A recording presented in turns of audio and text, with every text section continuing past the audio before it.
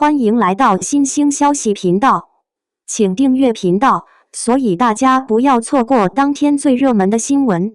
我們今天的時事通訊包括以下內容：重回年代劇，趙麗穎怎麼不靈了？央視開年大劇《小城大事》意外高開低走，趙麗穎表演游離，黃曉明用力過猛，加上劇情懸浮，服化道失真，讓這部年代劇陷入口碑與收視雙跌的困境。眾所周知，央視的開年大劇都是很有含金量的，尤其是年代劇幾乎沒有失手過。然而這次《小城大事》卻是個例外。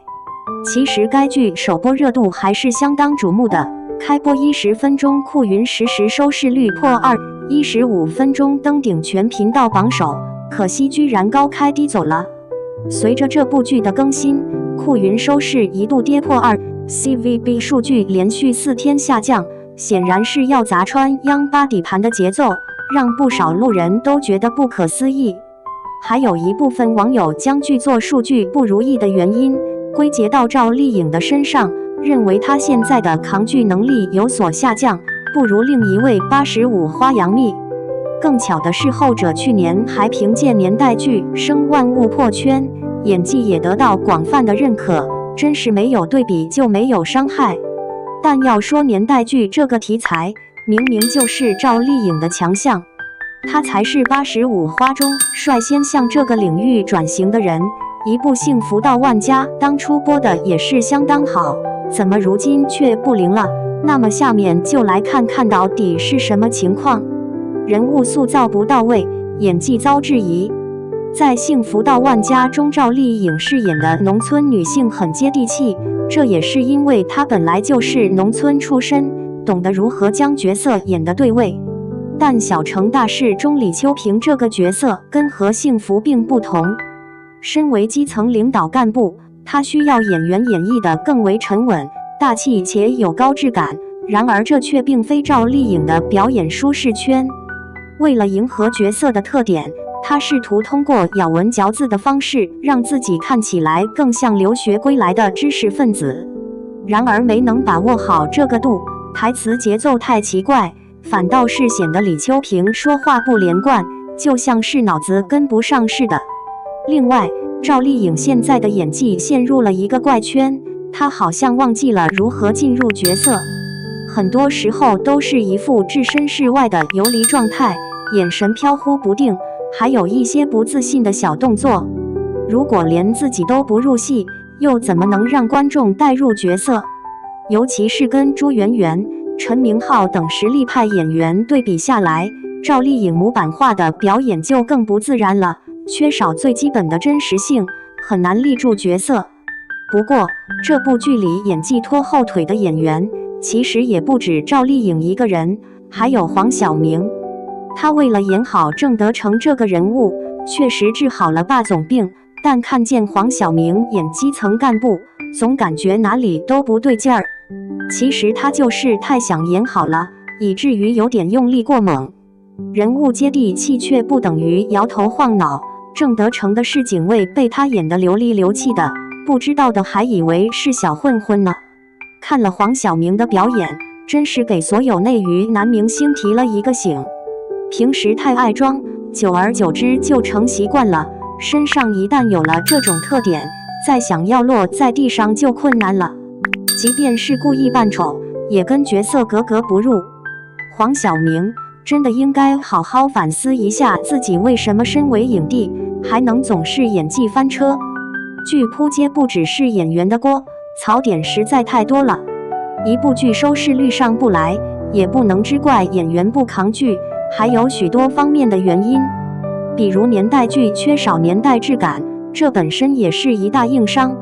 看這部劇的時候，你很難相信這是80年代的故事背景，街道嶄新乾淨，牌匾上也沒有歲月的痕跡，包括一些年代老物件，其實都有明顯的道具感。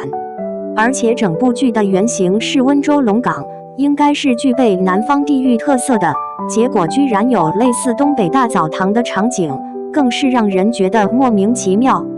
除了服化道不合理之外，這部劇的劇情也處處有 bug。比如劇情一開始就很懸浮，縣裡這麼重要的大會，李秋平卻因為替別人舞獅而不去參加。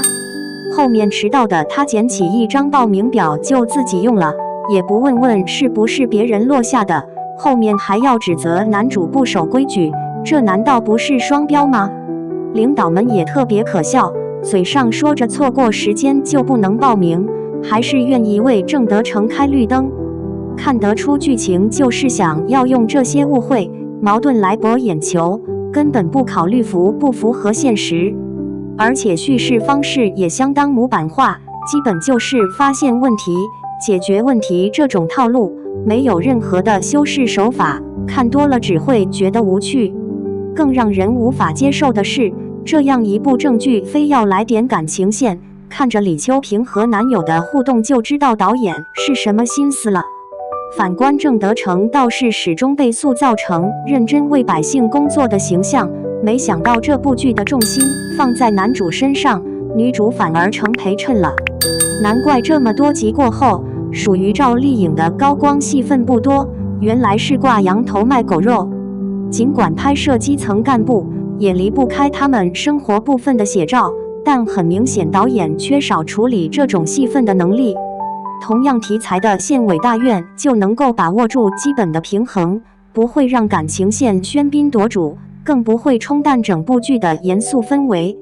說到底，像這種主旋律題材本來就不該用輕喜劇的方式來呈現，最後的效果不倫不類，讓人看不下去。由此可見，與其指望藝人扛劇，還不如讓內娛這些導演們加強一下講故事的能力。只要把故事講明白了，角色人設塑造到位了，演員就算是演技差，也不會太減分，甚至有可能靠角色抬人。回顧以往的爆款國產劇，其實都符合這個道理。結語：小城大事這部劇沒有預期中成績好，可這也不是沒有原因的。演員沒有將角色演得出彩，趙麗穎和黃曉明都路人緣這2年都有所下滑，很難做到真正扛劇。而且一部劇也不可能只靠演員就能扛起來，還是要看劇本好不好。該劇的劇情缺乏邏輯性和嚴謹性，用喜劇的風格表現城鎮建設的不容易，給人一種輕浮的感覺，無法真正帶入到故事當中。還有服化道方面，也沒看出劇組的用心。這樣一部公式化的劇作，無法將收視率頂上去也活該。只希望接下來的劇情能夠有所好轉，否則收視率可能還會持續下滑。那麼對此你怎麼看？2. 看小城大事裡趙麗穎升職市長，她如何接過黃曉明的改革攤子，把一座新城規矩條理地送上正軌。小城大事背後，那個建好一座城的人，為何最終輸給了規則？開頭先拋個讓你可能愣一下的事實，在小城大事裡，黃曉明演的鄭德成，原型是當年真把一片灘塗建成中國第一座農民城的陳定國。他幹成了這件驚天動地的事，但劇集還沒播完，大家好像都知道了他的結局，被調離下海。為啥？說白了，他太硬了，硬得像一塊鋼板，能撞開改革的鐵門，卻也最容易在複雜的齒輪裡被崩掉。他主導的集資建城，讓4000多戶農民掏錢買了宅基地，湊出了建成的第一桶金，這在當時是冒天下之大不韙。城起來了，他人卻走了，這結局比電視劇還戲劇，也讓人心裡硌得慌。難道真應了那句老話，打下江山的人做不得江山？1984年的粵海鎮，說是個鎮，其實就是一片荒蕪的灘塗。鄭德成揣着調令來當書記，站在江邊，眼前除了蘆葦就是淤泥，要錢沒錢，要人沒人。縣裡給的辦公費就幾百塊，連張像樣的桌子都買不起。但他腦子裡燒着一團火，一個絕對反常識的點子蹦了出來：政府沒錢，老百姓有啊。那些想進城、想擺脫土地束縛的農民，他們手裡有積蓄。於是人民城市人民建的口號喊出來了：核心就一條，讓農民自己花錢買宅基地使用權，政府用這筆錢來修路、通水、拉電。現在聽着好像沒啥，但在當年，土地可是集體所有的禁區。這舉動立刻炸了鍋，報告像雪片一樣飛到縣裡、市裡，罪名嚇死人，毀田建房、買賣土地，甚至扣上了違反憲法的大帽子。縣裡開會，一半以上的領導拍桌子反對。鄭德成在會議室裡，一個人對着10幾張質疑的臉，他沒啥大道理，就梗着脖子說，不讓他們買，他們自己亂搭亂建更管不了。我們收了錢，把規劃做好，基礎打好，這叫引導，不是買賣。為了籌錢推動進度，他甚至默許了工程隊先幹活後補手續的土辦法。壓力最大的時候，調查組直接進駐粵海，審計賬目，約談幹部，氣氛緊張的滴出水。鄭德成幾天幾夜沒合眼，嘴上起了一圈繩泡，硬是扛着沒鬆口，把所有政策依據、會議紀要、農民簽的協議一份份擺出來。最終，上面在爭議中默許了這種探索，粵海的基建就在這種鋼絲繩般的狀態下啟動了。鄭德成的硬是全方位的，他對適應濱海路規劃，他為了把黃金地段留給未來能形成產業鏈的印刷商戶，當場撕毀了之前和兄弟鄉鎮含糊的口頭協議，哪怕對方是縣裡某位領導打過招呼的關係，這一撕直接把對方得罪死了。沒多久，粵海鎮的建築工地就被斷了電，攪拌機停轉，工期延誤，損失實實在在。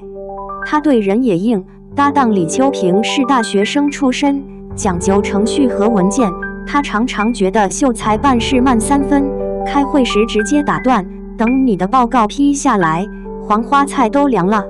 先幹起來，有問題我負責。這種風格在開拓期像一把尖刀，能迅速撕開局面。第1年，粵海就靠集資收上來，相當於當時縣財政年收入1/10的資金，劃出了第一批道路骨架。3年時間，3000多戶農民在這裡建房安家，荒灘上愣是長出了一片新城區的雛形。但齒輪總有咬合的時候，粵海發展起來，事情就從如何建成變成了如何管理。鄭德成那套衝鋒對勢的打法開始顯得格格不入。企業多了，環保問題來了，他想着發展優先，邊幹邊治；商戶競爭亂了，他傾向於讓市場自己洗牌。對上匯報，他還是有一說一，不懂為成績粉飾太平。矛盾在母親去世時爆發了。他是個孝子，按照老家傳統，披麻戴孝，守靈送葬。這事被一直盯着他的對手蔡剛抓住了，寫成內參，說鎮黨委書記大搞封建迷信，排場浩大，影響極壞。這個看似和經濟發展無關的作風問題，在那個年代卻是一擊致命的武器。一直支持他的縣委書記趙東升，面對更上面的問責和多重壓力，也保不住他了。調令下來那天，鄭德成一個人在新修的江濱路上走了很久。路是他主張一定要修寬的，他說眼光要放遠，以後車肯定多。現在路還沒跑滿車，修路的人要先走了。鄭德成離開後，粵海並沒有停下，李秋平接過了主導權。他和鄭德成是完全兩種人。鄭德成是劃破夜空的閃電，他是潤物無聲的春雨。他做事極其講究規矩，每一筆土地出讓都要公開招標，每一份規劃都要專家反覆論證，所有資金往來明細定時張榜公布。他擅長協調和平衡，把鄭德成時期引進來的零散印刷作坊整合規劃成專業的產業園，跑去省裡、部裡軟磨硬泡拿下了中國印刷城的國字號招牌。他更懂得守城需要精細化管理，組建了城市綜合執法隊，規範市場秩序，建立污水處理廠。到了2019年，粵海鎮因為經濟總量、城市規模達標，經國務院批准，撤鎮設市，成為一座真正的縣級市。在成立大會上，李秋平當選為首任市長，台下掌聲雷動，鏡頭掃過，人們看到了已經滿頭白髮的鄭德成，他坐在角落，用力地鼓着掌，臉上沒什麼表情，又好像什麼都有了。而另一個女人的故事同樣震撼，高雪梅，一個當初揣着賣老屋的來的幾千塊錢，背着孩子來粵海找活路的農村婦女。她買了塊很小的宅基地，前屋開店做繡花，後屋住人。她不怕苦，看到第一批企業需要包裝，立刻借錢買了台二手印刷機，白天黑夜的幹。因為不懂政策，廠房蓋得急了點，手續沒全，被罰了款，差點破產。是李秋平帶着政策文件去找他，幫他補手續，走正規渠道。高雪梅活了過來，生意越做越大，她成立了東盟印業，不光自己富了，還拉着村裡一起入股，帶着上百個姐妹一起幹。到了2019年，她的公司年銷售額過了億，給上千人發了工資。她在粵海設市那天，捐了500萬給區裡建學校。她說自己沒文化，但希望粵海的孩子都有文化。從差點血本無歸的農婦，到反哺城市的企業家，她走過的路，就是粵海從無到有的路。所以，回到開頭那個問題，鄭德成真的輸了嗎？他建成的城立在那裡，裡面住着他當初招攬來的百姓，跑着他規劃寬的道路。他自己下海後，生意做得不小，但最大的投資是回粵海辦了一所巨人中學。他說，城建好了的有人才接班。他的人生似乎和粵海完成了一種奇特的切割與融合。他離開了權力的位置，卻似乎更深刻地融入了這座城市的骨血裡。那麼，一個問題留給大家：一座新城的誕生，究竟更需要鄭德成式的破壁者，還是李秋平式的甦醒者？或者說，他們的先後登場，是不是一種必然的歷史劇本？